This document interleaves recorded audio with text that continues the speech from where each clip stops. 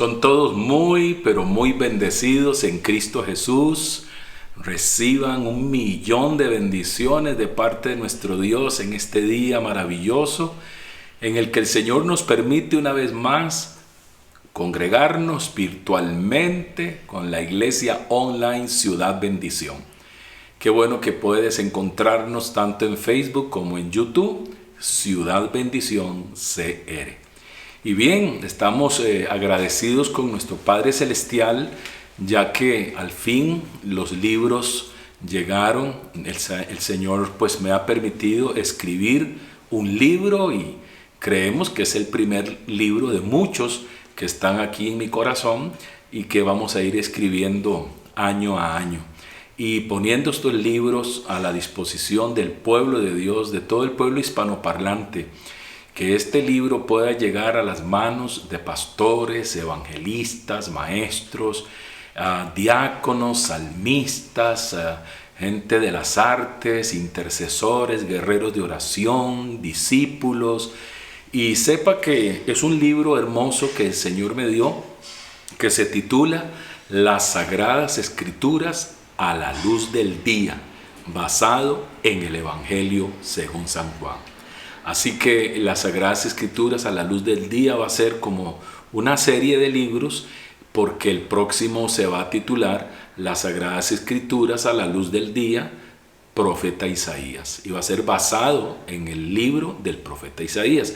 Este se basa en el Evangelio de Juan y sus 3 epístolas, sus 3 cartas, y con referencias bíblicas, por supuesto, de otros libros como Daniel, Apocalipsis, Hechos, Génesis, Salmos, en fin. Espero que usted lo pueda adquirir tanto digital como libro impreso. Se encuentra en Amazon. Debes tener la aplicación ahí en tu celular de Amazon y entonces pues ahí vas a poner tu usuario, tu contraseña, tu tarjeta de débito o crédito y comprar libros. Muchas, miles de personas utilizan la aplicación y por Amazon se consiguen tantas cosas, pues también literatura cristiana. Ahí vas a encontrar las Sagradas Escrituras a la luz del día, Pastor Marvin Aguilar, y puedes adquirirlo digital y también impreso. Te va a llegar hasta la puerta de tu casa en cualquier país del mundo. Así que estamos orando para que este libro pueda llegar a miles y miles de cristianos. Y es un libro gruesito que el Señor me regaló, son 10 capítulos, 293 páginas.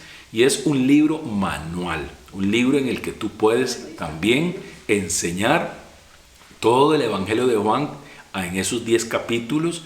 Su verdad central que del libro es casualmente llevar de la mano a la persona, al discípulo, al creyente, del Cristo histórico a un encuentro con el Cristo presente. Y cómo sostener comunión, relación diaria con el Cristo presente. Y se explica qué es el Cristo presente y cómo Jesucristo, en este cuerpo en el que Él vivió, Cristo en Jesús, aún Él tuvo que ser procesado, dice que aprendió obediencia y también tuvo que descubrir su identidad en Dios y quién era Él y a qué había venido a este mundo.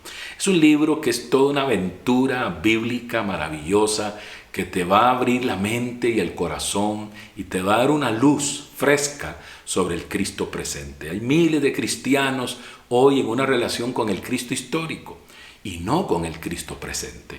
Así que adquiere el libro en Amazon, cómpralo tanto digital como impreso y puedes usarlo como un libro manual, como te digo. Son 293 páginas, 10 capítulos, detalles maravillosos, muy reveladores que te van a bendecir y a estudiar en células, en pámpanos, como lo llaman, grupos de vida en las casas, pastores a sus discípulos y en fin, debe estar en las manos de tanto creyentes nuevos como creyentes de mucho tiempo.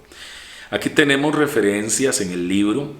La primera referencia está escrita por un hijo espiritual, el apóstol David Abreu de Puerto Rico, quien es pastor y además es máster en divinidad y director y fundador de la red apostólica Apasionados por su Gloria. Él recomienda el libro y habla aquí de mi persona. También otro de los que recomendó el libro es la pastora y maestra y coach de vida, nuestra hermana Stephanie Campos, quien es hija espiritual. Ella también es escritora de 2 poderosos libros, El valor de la espera y Transformación profunda, y que ya escribió el tercero, un libro muy hermoso dirigido a las mujeres.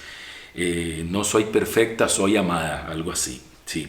Y luego está la referencia del apóstol y doctor Edgar González, quien es pastor en Tulsa, Oklahoma, y él es también profesor de estudios bíblicos y de teología práctica. Él se graduó en el Instituto Bíblico de Oral Roberts en la universidad. Y por último está el psicólogo, el licenciado Daniel Retana, que también escribió un libro que tiene que ver, dice, ¿qué tiene que ver Dios con mis emociones? Tremendo libro que lo escribió él con Casa Creación, y bueno, él está recomendando mi libro también. Y el prólogo también fue escrito por el pastor, el conferencista Sixto Porras, de Enfoque a la Familia. Así que adquiérelo ahora mismo en Amazon. Muy bien, estamos compartiendo casualmente unos trocitos del libro. El domingo pasado vimos en Juan, el Evangelio de Juan, en el capítulo 1, y casualmente en el libro trato sobre el proceso del verbo divino, el proceso del verbo divino, el proceso que vivió, que experimentó Cristo, quien es el verbo divino, que es el eterno, el yo soy, el que siempre ha estado y está en el seno del Padre, Cristo, que vino a este mundo a través de un cuerpo llamado Jesús. El domingo pasado vimos unos tips de lo que es el capítulo 1. Hoy quiero hacer un comentario breve también del capítulo 2, que está basado en Juan, capítulo 2, donde habla de la boda de Caná. Y el libro se titula, ese capítulo, ¿por qué su sangre en una boda? ¿Por qué su sangre en una boda? Y bueno, casualmente aquí hay una revelación hermosísima y quiero que leamos entonces en Biblia de las Américas, Juan capítulo 2, verso 1 en adelante. Dice: al tercer día se celebró una boda en Caná de Galilea y estaba allí la madre de Jesús, y también Jesús fue invitado con sus discípulos a la boda. Cuando se acabó el vino, la madre de Jesús le dijo: no tienen vino. Y Jesús le dijo: mujer, ¿qué nos va a ti y a mí en esto? Todavía no ha llegado mi hora. Su madre dijo a los que servían: haced todo lo que él os diga. Y había allí 6 tinajas de piedra puestas para ser usadas en el rito de la purificación de los judíos. En cada una cabían 2 o 3 cántaros. Jesús les dijo: llenad de agua las tinajas, y las llenaron hasta el borde. Entonces les dijo: sacad ahora un poco y llevadlo al maestresala. Y se lo llevaron. Cuando el maestresala probó el agua convertida en vino, y como no sabía de dónde era, pero los que servían, que habían sacado el agua, lo sabían, el maestresala llamó al novio y le dijo: todo hombre sirve primero el vino bueno, y cuando ya han tomado bastante, entonces el inferior, pero tú has guardado hasta ahora el vino bueno. Este principio de sus señales hizo Jesús en Caná de Galilea y manifestó su gloria, y sus discípulos creyeron en él. Después de esto bajó a Capernaum, él con su madre, sus hermanos y sus discípulos, pero no se quedaron muchos días. Aquí hay algo hermoso. Primero habla del tercer día. Dice que al tercer día se celebró una boda. Todo vamos encontrando del sentido literal el sentido espiritual. Y es que esa es la idea, poder extraer del sentido literal el sentido espiritual sin violentar la hermenéutica, que es la interpretación balanceada y sana de las Sagradas Escrituras, la Biblia. Hermenéutica es el arte de interpretar. Y a través de este curso que una vez recibí hace años atrás sobre la hermenéutica, que es la ciencia o arte de interpretar la Biblia, pues lo primerísimo que el maestro o profesor nos estableció es que las Sagradas Escrituras interpretan las Sagradas Escrituras. La Escritura interpreta la Escritura. O sea que ella misma nos va dando la interpretación.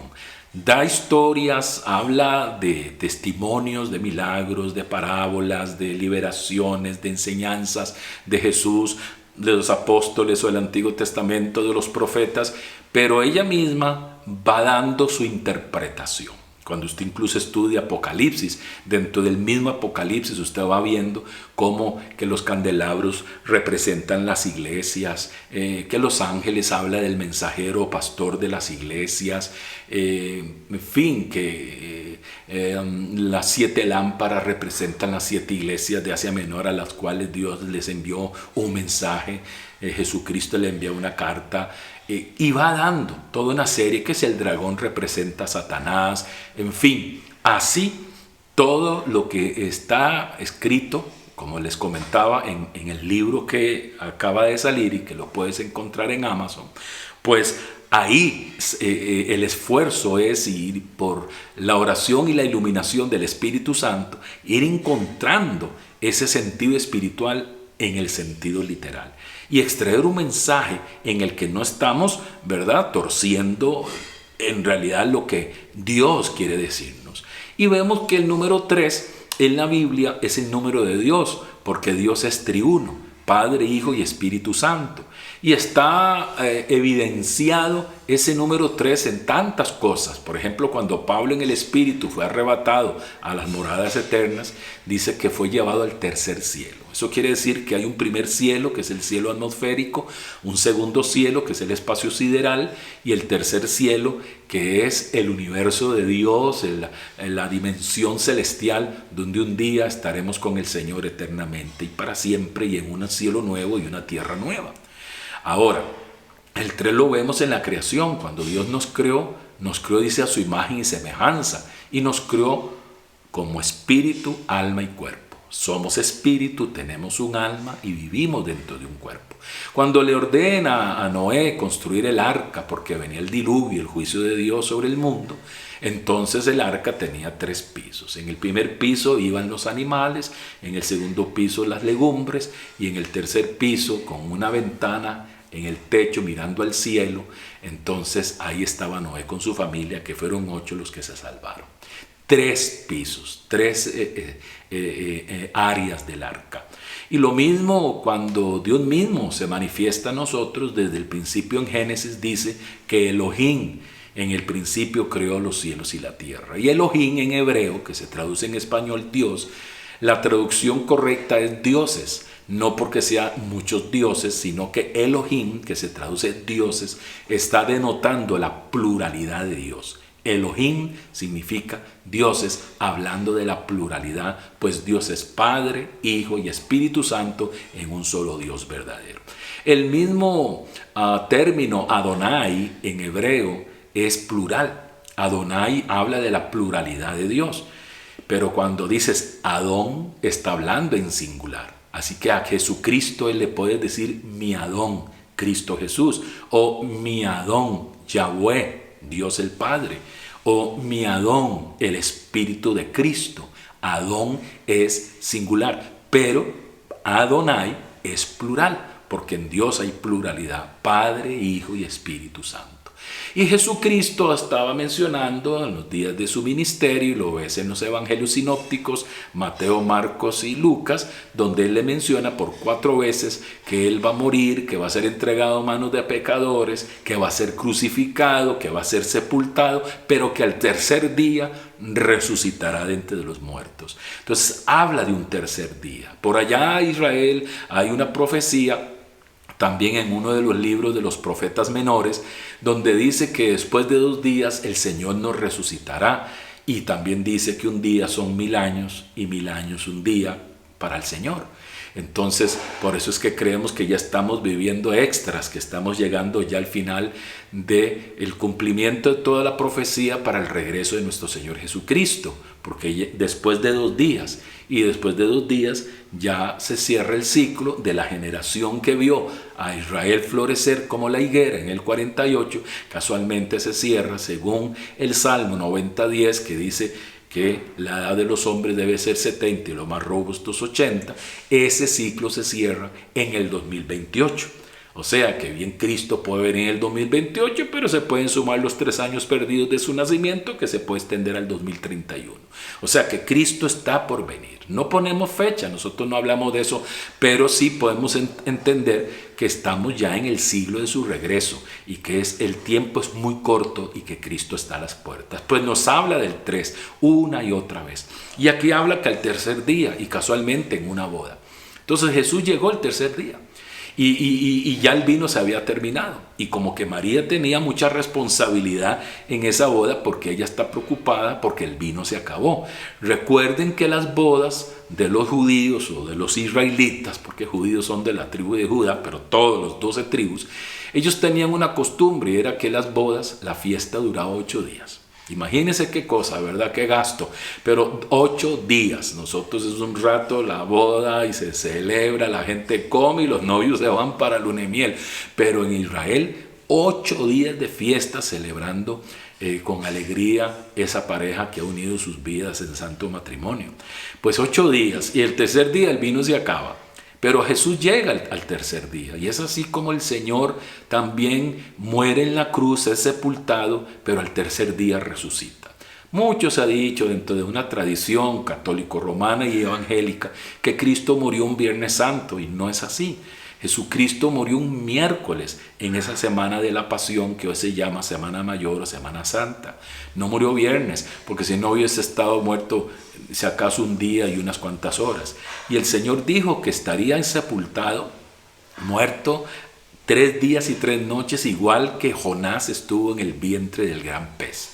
3 días y 3 noches, no un día y unas cuantas horas. Y casualmente en esa semana de la Pasión, el jueves santo, por así decirlo, ese jueves había caído un Shabbat ceremonial, porque hay 3 Shabbat ceremoniales dentro del calendario religioso hebreo. Y el jueves era Shabbat. Por lo tanto, Cristo lo crucifican miércoles, ya el jueves era Shabbat. Por eso Magdalena y las mujeres no fueron a ungir al Señor, al cuerpo, porque el jueves ya era Shabbat, un Shabbat ceremonial, y el viernes ya era el día de preparación del Shabbat semanal, que es el 7º día, que está dentro de los 10 mandamientos, el 4º mandamiento. Y sabemos que hoy Cristo es nuestro reposo, Él es nuestro Shabbat, y que en el 7º día podemos orar, y que es una celebración personal y familiar, y no tanto de iglesia, ni un asunto religioso y legalista. Pero sabemos que el sábado dentro del calendario greco-romano es el 7º día y es el reposo del Señor, que lo estableció para que el hombre repose y pueda tener relación con Dios, con su familia y con sus amigos. Pero sin legalismos, ¿verdad? Porque hay tanta gente que trabaja, médicos, enfermeras, taxistas, guardas, que trabajan sábados. Sin embargo, pueden el viernes al atardecer orar, reconocer a Dios como su creador y conmemorar la creación y saber que hay un Dios creador del universo, de todas las cosas visibles e invisibles. Y no solo eso, sino que Cristo, quien es Dios, también nos dio una nueva creación que la depositó en cada uno de los que hemos nacido de nuevo del agua y del Espíritu. Somos una nueva creación, como dice 2 Corintios 5:17, de modo que si alguno está en Cristo, nueva creación es. Las cosas viejas van pasando y todas van siendo hechas nuevas. ¡Qué hermoso! Y el Señor casualmente resucita entonces después de que termina el Shabbat, el sábado semanal, el Shabbat semanal. Y después de las 6 de la tarde es cuando Cristo resucita, porque en la madrugada, cuando Magdalena lo va a buscar, el cuerpo del Señor, iba preocupada que quién va a correr la piedra para ungir el cuerpo, porque ella no había ungido el cuerpo, y era una costumbre de los judíos. Y cuando ella va, la piedra ya estaba corrida y ya Cristo había resucitado. No resucitó en ese momento. Quizá ella fue a las 3, 4 de la mañana, muy temprano, dice, siendo oscuro.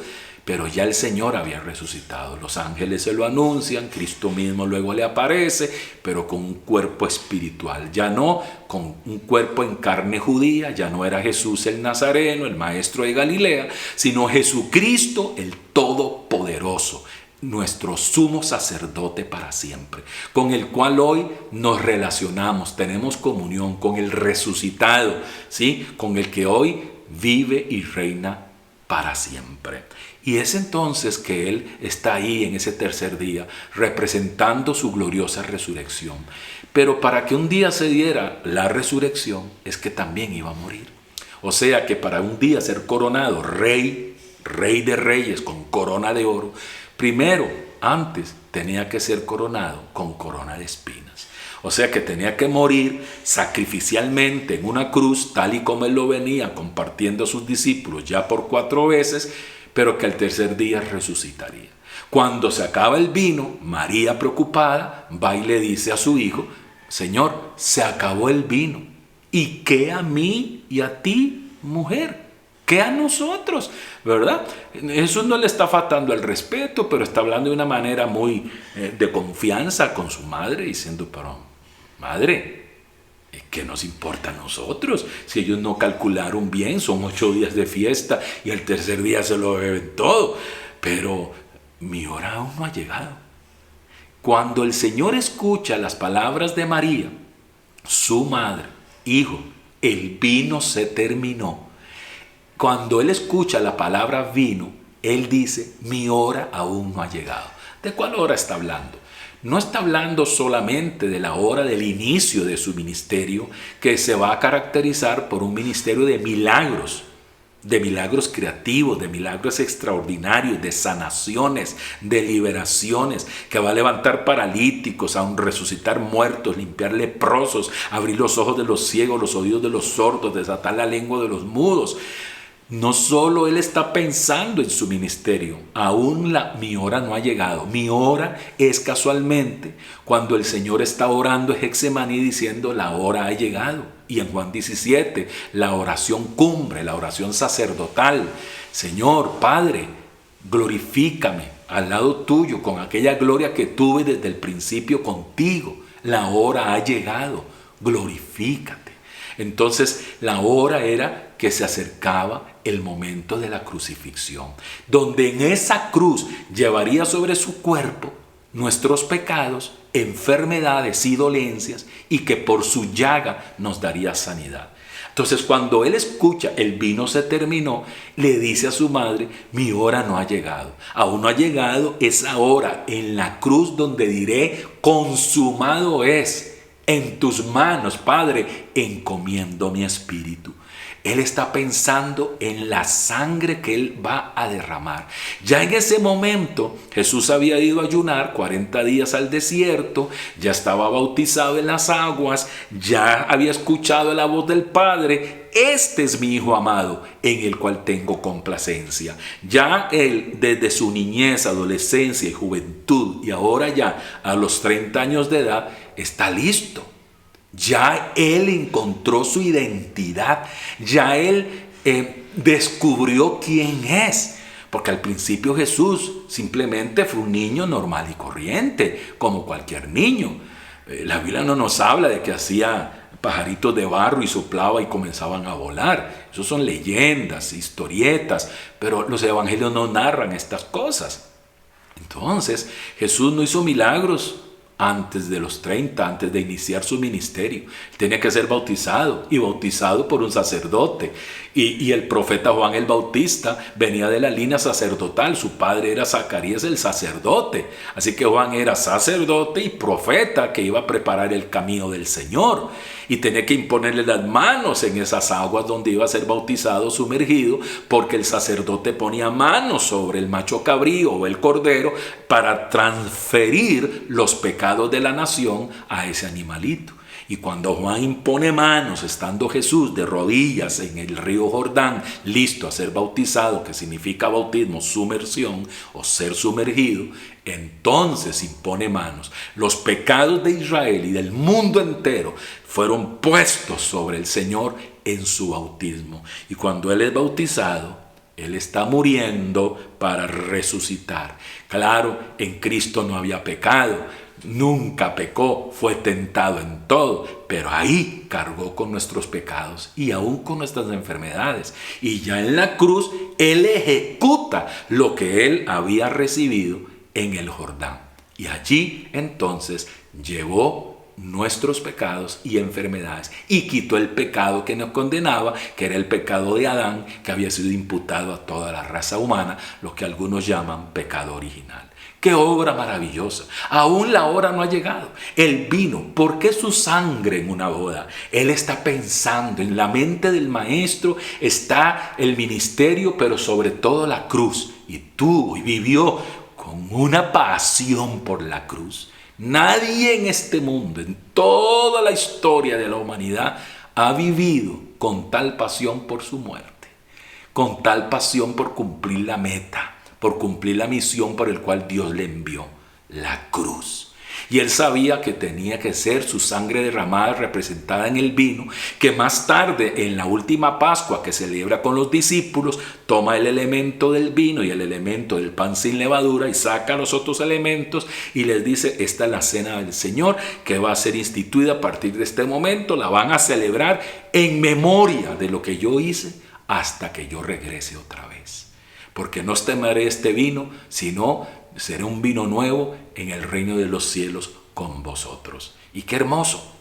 Hoy en la cena del Señor tomamos el vino, que es el fruto de la vid, no fermentado, y el pan sin levadura, libres de la representación, tanto el fermento como la levadura, del pecado, y lo tomamos celebrando su muerte y su resurrección. Y diciendo, su esposa, dice el Espíritu y la novia dicen: ven, Señor Jesús. Somos la desposada de Jesucristo.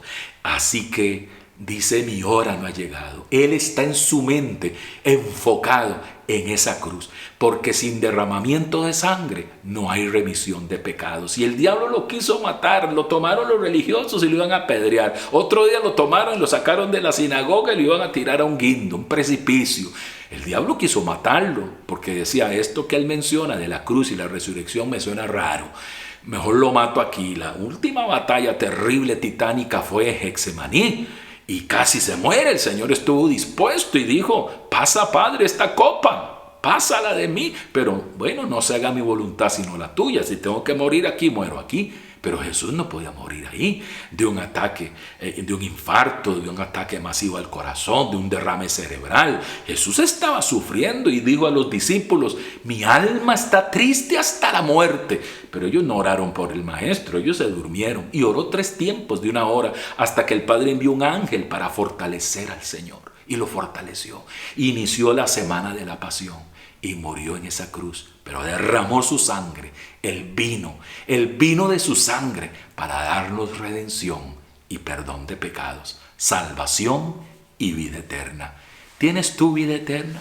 Pastor Marvin, usted que es jactancioso, ¿cómo? ¿Usted es salvo? Claro, por la gracia de Dios, no por mis obras, porque nadie es justificado a través de las obras de la ley. La ley de Dios está allí, pero la ley no salva. Cuando soy salvo por la gracia de Cristo, su poder hace que yo pueda honrar la ley de Dios, como Pablo dice en Romanos 7, que a través de la mente sirve a la ley de Dios. Es un asunto totalmente espiritual y no en el sentido de letra, literal, ni de legalismo, como habían llenado los mandamientos los fariseos o los maestros de la ley y los sacerdotes, y habían hecho de una ley santa algo pesado y gravoso. Y Juan dice en su carta que los mandamientos del Señor no son costosos, no son gravosos. Tú no guardas la ley para salvarte, porque la ley no te salva. Tú eres salvo por la gracia de Dios, y eso se hace efectivo cuando te arrepientes de tus pecados y ejerces fe en Jesucristo, creyendo que Él es el Hijo de Dios y lo recibes como tu Salvador. De ahí en adelante honrarás la ley de Dios a través de la mente, desde tu espíritu a través de la mente. Esto lo explicaremos en otra ocasión un poquito más amplio, porque la gente no entiende, la gente cree que está bajo la ley. No, estamos bajo la gracia para honrar el decálogo, los 10 mandamientos. Y por supuesto la ley de Moisés ya el Señor la quitó en la cruz del Calvario, todos esos ritos, ceremonias y todas esas cosas que están de 613 mandamientos llenas de sacrificios y de toda una serie de cosas fue quitada. Y hay que purificar aún los 10 mandamientos de tanto legalismo que los fariseos habían hecho de la ley de Dios. Amadas y amados, ¿eres salvo? ¿Te has entregado a Cristo? ¿Lo has recibido como tu Salvador personal? Este es el momento. Arrepiéntete de tus pecados, no sigas tocando fondo. Y el cristiano que está alejado por medio de tantas cosas que han venido sucediendo y que se han agravado desde el 2020, situaciones que se oyen una y otra. ¿Qué has hecho? ¿Te has alejado? ¿Has perdido fuerza, tu compromiso, tu consagración? Es tiempo de estar en el arca, que es la iglesia de Cristo. Noé estuvo dentro del arca. Los que estuvieron fuera, el diluvio se los llevó. El juicio les cayó. No estés fuera del arca. Congrégate. Honra autoridad pastoral. Comprométete a servir a Dios. Aún en medio de cualquier situación. Cumplimos lo que tenemos que cumplir, las normas de higiene, pero es necesario activarnos, regresar a la casa del Señor, los que se han alejado, y afirmarnos en el compromiso y servir a Dios según el don que el Señor nos ha entregado. Así que en el nombre de Cristo hago un llamado del pueblo de Dios regresar a casa y de los que aún no han entregado su vida y siguen en fiesta como si nada estuviera sucediendo y como que el mundo no va a acabar. El tiempo es corto. Cristo está a las puertas. Las profecías se están cumpliendo al pie de la letra. Entrégate a Jesucristo. Él es el Hijo de Dios. Y dile: Señor Jesús, hoy me arrepiento de mis pecados.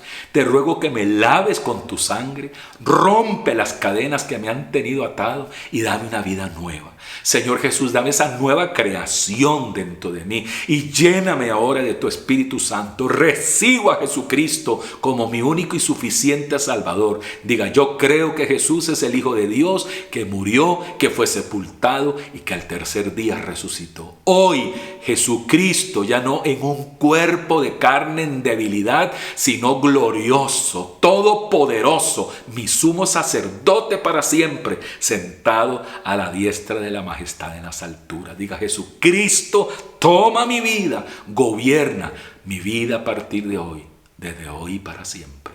En el nombre de Cristo Jesús. Señor, gracias. Bendícelos a tu pueblo que ha estado en debilidad, a los que se han alejado, a los que se han enfriado, aún se han apartado. Toca sus corazones, que regresen a la casa de Dios, que regresen al compromiso, a la consagración, y llena de tu Espíritu Santo a los que han hecho esta oración para entregarse a Jesucristo y recibirlo como su Salvador. Sana a los enfermos, liberta a los cautivos. Padre, en el nombre de Jesucristo, cubrimos hoy a nuestro hermano Alejandro Vargas, Señor, Alejandrito, el hijo de Gilbert y Rosa María. Cubrimos sus riñones, su páncreas, su hígado, que todo ese sistema de órganos vitales funcione. Establecemos, Señor, el diseño original del Padre, salud y vida para nuestro hermano Alejandro Vargas, en el nombre poderoso de Jesucristo. Y así a cada hermano termina esa rehabilitación, restauración de nuestra hermana Yamilet, de nuestro hermano Asdrúbal y de cada persona que ha estado afectada en su salud. Opera milagros en los hospitales, en los hogares. Señor, no importa cuál sea el nombre de la enfermedad, tu nombre sobre todo nombre. En el nombre de Jesucristo enviamos sanidad divina y milagros. Recibe tu milagro en el nombre de Cristo Jesús. Amén. Recuerda entonces, Amazon. Compra el libro digital o impreso, que será de gran edificación. Son todos muy bendecidos en Cristo Jesús. Hasta la próxima.